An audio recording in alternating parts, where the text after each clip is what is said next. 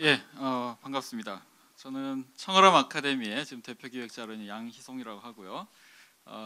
오늘 아마 강의 발표하시는 분 중에 몇 안 되는 목사 아닌 사람인 것 같습니다. 자랑스럽게 생각합니다. 청어람 아카데미는 2005년부터 시작을 해서 지금 6년차 활동을 하고 있고요. 쉽게 생각하면 오늘 이제 제가 나눌 말씀도 사실 교회 개척에 대한 부분은 아니고 좀 다른 각도에서 말씀을 드리려고 하는데, 청어람 아카데미 이야기를 풀어놨다면 어떤 맥락에서 전달이 됐을까 생각을 해보니까, 보통 대부분의 교회가 주일날 모여서 예배드리는 교회에 대한 생각을 하는데, 주중에 크리스찬들이 벌일 수 있는 일들은 뭐가 있을까? 그래서 제가 김동호 목사님하고도 그런 가끔 얘기를 좀 나눴던 적이 기억이 나는데요. 저는 주중 목회할 테니까 목사님 주말 목회하십시오. 그런 이야기들 오늘 좀 나눌 수 있지 않을까 생각이 됩니다. 오늘 제가 갖고 나온 제목은 다시 약속의 땅 가나안으로입니다. 가나안이라는 키워드에 주목을 해주시면 좋을 것 같습니다. 가나안이 뭔가 잘 아시죠? 성경에 나오는 지명이고요. 오늘날 지금 이스라엘 지역 이야기를 하죠. 기억나는 것만 몇 가지만 꼽아보면, 아브라함이 자기 본토 친척 아비집을 떠나서 가서 결국 도착을 했던 땅이고, 사랑하는 아내 사라를 그 가나안 땅의 헤브론에 묻었습니다. 모세가 출애굽을 거쳐서 결국 그 백성들을 끌고 가고자 했던 약속의 땅이 바로 가나안이었습니다. 그렇지만 모세는 그 땅에 들어가지 못했죠. 여호수아는 정복 전쟁을 통해서 가나안의 12지파들이 이제 정착을 하게 되는 과정을 거치게 되는데, 그렇지만 결국 그 땅의 거민들을 다 몰아내지는 못했습니다. 그리고 우리가 잘 아는 대로 구약 내내 가나안 땅에서 이스라엘 백성들이 어떻게 그 땅 거민들과 살아야 되느냐 하는 것이 계속 숙제로 좀 남아 있었습니다. 이게 우리가 알고 있는 가나안이고요. 또 다른 가나안이 있습니다. 오늘 여러분들과 같이 좀 살펴봐야 될 가나안인데, 가나안은 거꾸로 뒤집으면 안 나가죠. 안 나가. 그래서 가나안 성도라는 새로운 범주로 오늘 말씀을 드리려고 합니다. 가나안이라는 것은 안 나가라고 더 함부로 말하지 못하고 그걸 또 뒤집어서 가나안이라고 얘기를 하니까, 안 나가는 것도 나가는 것도 아닌 상황에 놓인 그리스도인들을 일컫는 신조어다 라고 간단하게 좀 정리를 할 수 있을 것 같고요. 약간 좀 세련된 표현으로 하면 교회에 나가지 않는 그리스도인, unchurched Christian이라는, 약간 이제 영어를 붙여놓으니까 뭔가 좀 세련돼 보입니다만 사실은 교회에 나가지 않지만 크리스찬인 사람들을 일컫는 말입니다. 왜 이 사람들이 교회를 나가지 않는가? 한국만 그런 상황이 아니고요.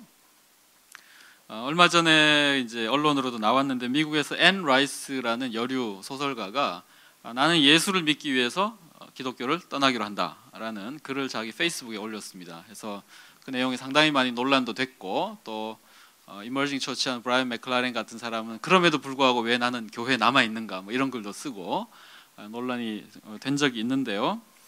아마 여러분들도 정서적으로는 쉽게 좀 동감을 하실 수 있는 맥락이 있는 것 같습니다.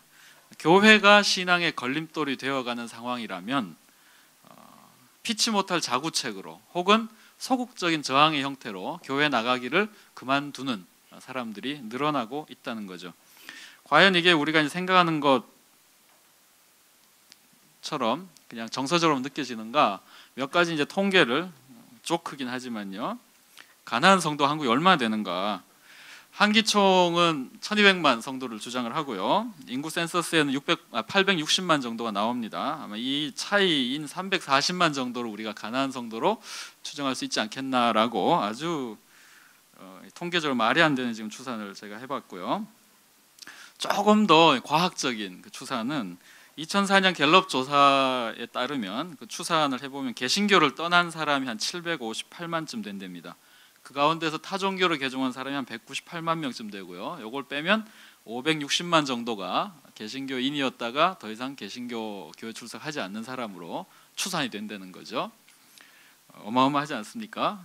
가나안 성도 크게 보면 340만에서 560만이라는 거대한 가나안 성도들이 한국 사회에 존재하고 있는 것 같다. 물론 이 둘 다 통계적으로 이렇게 엄밀한 내용은 아닙니다. 두 번째 조크는 조금 더 우리가 그 정확한 통계를 갖고 얘기를 해보자면 95년과 2005년도에 인구 센서스에서 종교 인구 통계가 있거든요. 많이들 들어보셨겠지만 거기에 나타난 이제 두드러진 특징이 95년과 2005년 10년 사이에 한국 사회 전체 종교 인구는 증가를 합니다. 50.7%에서 53.1%로 종교 인구 자체는 늘어납니다. 불교 인구는 정체했습니다. 2005년도 총 전체 인구 22.8%인데 10년 전에 비해서 40만 5천 명이 증가를 했어요. 그러니까 숫자는 증가를 했는데 인구 증가율보다는 떨어졌기 때문에 정체 상태고요. 개신교는 감소를 하게 됩니다. 그래서 마이너스 14만 4천 명, 의미심장한 숫자죠.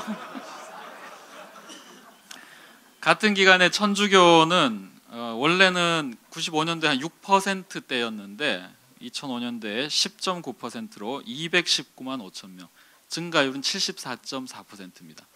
거의 2배 가까운 숫자가 단 불과 10년 사이에 성장을 하게 되죠.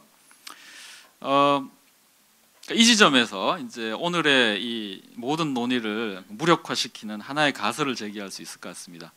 95년에서 2005년 사이에 한국 사회에서 휴거가 일어난 것으로 우리가 추정을 할 수가 있다는 겁니다. 지금 14만 4천 명이 빠져나갔는데 그 일이 사실이라면 사실 우리가 지금 여기 이렇게 모여서 이렇게 논의를 하고 있다는 게 아무 쓸모가 없는 거죠.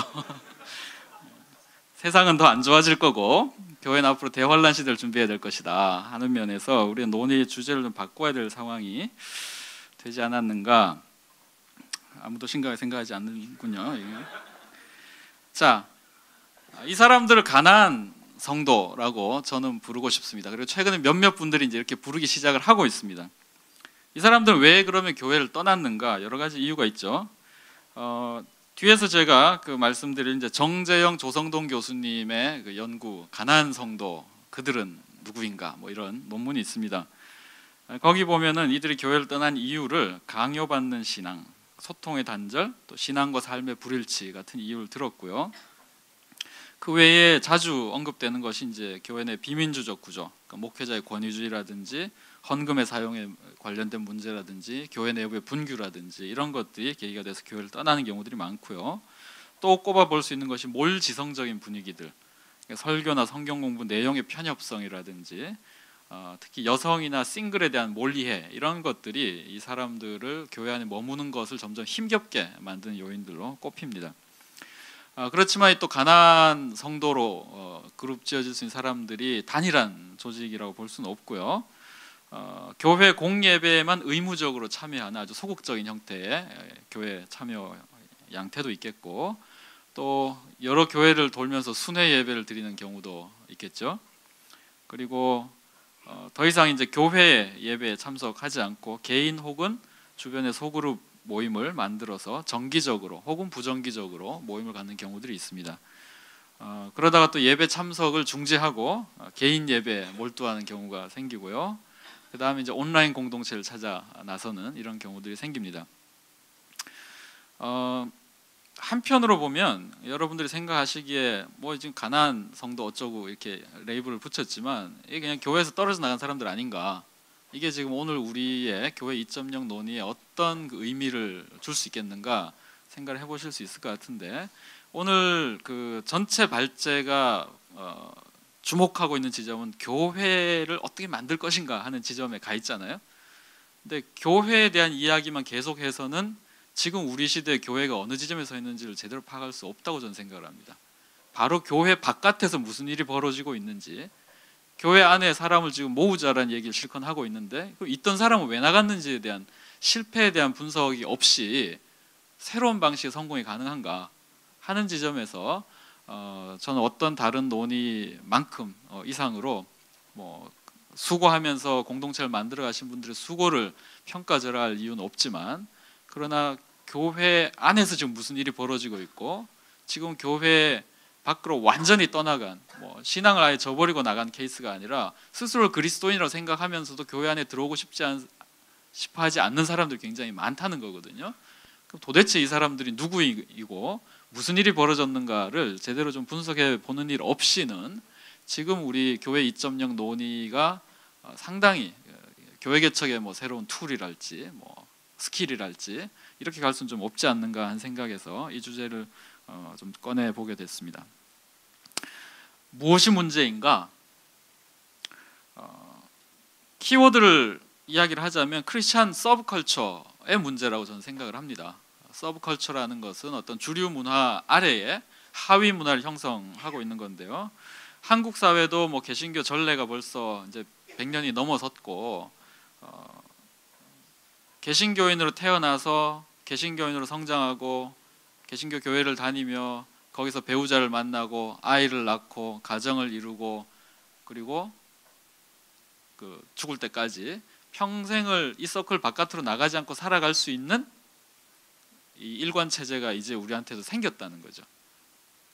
그래서 그 안에서만 우리 삶의 대부분의 문제를 해결할 수 있는 환경이 이제 제공이 되었고 굳이 우리가 바깥 세상과 교섭을 해야 될 필요성을 그렇게 많이 느끼지 않는 이런 일들이 지금 일어나고 있습니다. 한국 사회도 개신교 하위 문화가 과포화되고 있는 상황이 되면서 언어, 행동 양식, 정체성, 세계 인식의 편협성이 초래되고 있다고 저는 생각을 합니다. 최근에 한국 사회에서 개신교가 받고 있는 수많은 비난이나 또 평가들은 저는 이 지점하고 굉장히 밀접하게 관련이 있다고 생각을 합니다.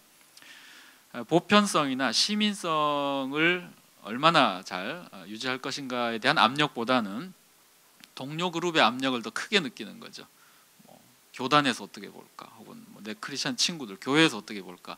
이 압력이 내가 볼 때는 한국 사회에서 합리적으로나 혹은 이러저러하게 행동하려면 내가 지켜야 된다고 생각하는 것보다 훨씬 강하게 느껴지기 때문에 상당히 좀 공격적인 모습으로 나타나기도 하고 흔히 무례한 방식으로 표출되기도 하는 것 같습니다. 그렇다면 기독교 하위 문화, 크리스천 서브컬처가 문제라면 이거 어떻게 풀어갈 것인가? 해결책이 아닌 것부터 좀 먼저 보죠. 첫 번째는 현상 유지입니다. 우리에게 부족한 것은 믿음이다. 그래서 믿음의 강도와 빈도와 온도를 증가시키는 것으로 문제를 풀어보자 라고 하는 것은 전 좋은 해결책이 되지 못한다고 생각을 합니다. 과거가 너무 좋았고 우리 70년대 80년대 교회 성장할 때 이 시절이 너무너무 좋았기 때문에 우리가 다시 그 시절로 돌아가기 위해서 지금 우리에게 부족한 충성심을 북돋아야 된다 하는 것 역시 저는 좋은 대답이 되지는 못하는 것 같습니다. 패러다임 자체가 문제가 되고 있는 상황이라면 단지 충성심을 증가시키고 믿음의 빈도와 또 강도와 온도를 높이는 것으로 문제가 해결되지는 않습니다. 그렇게 되면 얼마나 좋겠습니까? 해결책이 아닌 것 두 번째는 반동입니다. 리액션인데요. 현실이 마음에 들지 않는다 그래서 반대편 극단으로 치닫는 경우가 있습니다. 제가 운영하고 있는 그 클럽의 멤버 중에 한 분은 한동안 들어와서 계속 그 한국 기독 개신교가 민족주의적이 돼야 된다는 얘기를 하시다가 어느 날 갑자기 무슬림으로 개종을 하셨어요.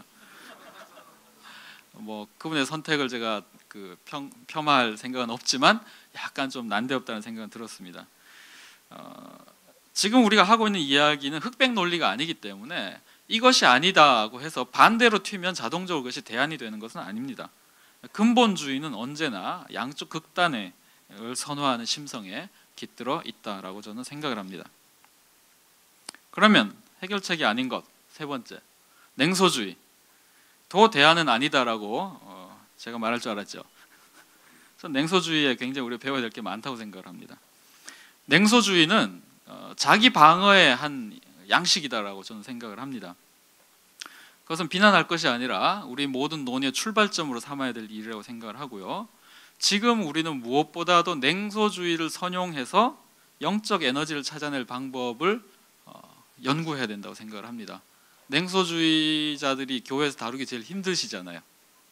공동체를 만들어가는데 제일 나쁜 사람은 욕하고 달려든 사람이 아니라 냉소하고 물러앉는 사람인데 저는 21세기 영성의 새로운 길은 냉소주의적 영성에서 나온다고 생각을 합니다. 그래서 우리가 전도서를 열심히 연구해야 된다라는 개인적인 소신을 갖고 있습니다. 시간이 되면 저도 좀 연구를 해보고 싶고요. 그러면 대안은 뭔가? 다시 14만 4천에 한번 주목을 해봅시다. 이 사람들이 하늘로 올라간 것이 아니라면 어디에 가 있을까? 14만 4천 명을 좀 찾아내 봐야 되지 않는가?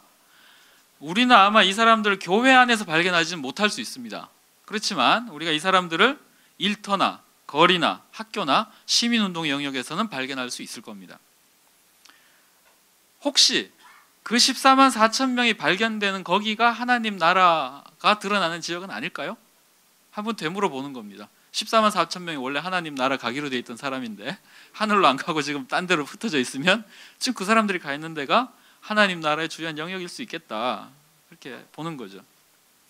만약 그렇다면 우리의 관심은 이 사람들 다시 교회로 끌어오는 것이 아니라 그들이 스스로 자신들의 시간과 공간을 재구성하도록 허락하고 또 그 사람들을 재발견하는 것이 우리의 대안이 되어야 되지 않는가 생각을 합니다. 몇 가지 제안을 드리고 마무리를 하려고 합니다. 교회론의 실험을 좀 많이 해봤으면 좋겠습니다. 무엇이 교회의 본질이고 비본질인지를 물었으면 좋겠고요. 무엇이 교회를 구성하는 핵심인지를 한번 밑바닥부터 한번 다시 생각을 해보면 좋을 것 같습니다. 흔히 우리가 교회를 생각을 할 때 건물 떠올리고요, 목회자 떠올리고요, 성도, 헌금, 교육 프로그램, 이 여러 가지 수많은 것들을 떠올립니다. 그 중에 이제 하나씩 넣고 빼고 하면서 실험을 해보는 거죠. 건물 빼고 교회가 될까? 목회자 없이 될까? 성도 없이는 어때? 헌금 안 하는 건 어떤가? 교육 프로그램 안 돌리면 어떨까?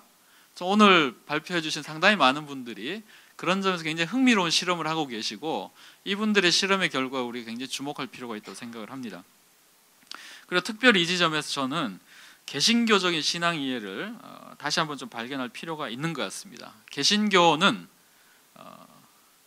프로테스탄트 개신교는 개인의 믿음을 중심으로 되는 신앙이기도 하다고 저는 생각을 합니다. 제가 좀 길게 설명드릴 여유는 없는데 쉽게 생각하면 막연히 공동체를 얘기하는 것만으로 저는 문제가 해결될까의 의문을 한번 던져봅니다. 흔히 우리는 공동체를 얘기하면서 사실은 집단주의를 쓰고 있는 경우가 많거든요.